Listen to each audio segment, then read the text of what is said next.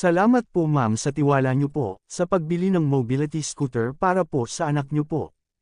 Nasa Avida Income pala sila ma'am, ito daw po ay para sa anak nila.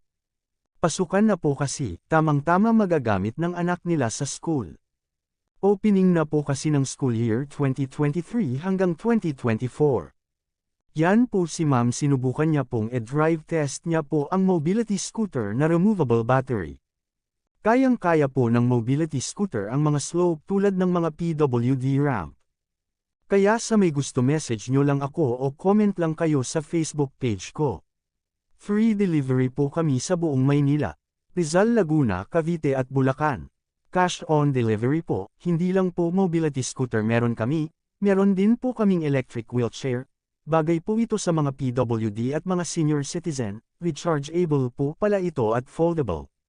Salamat po. God bless po.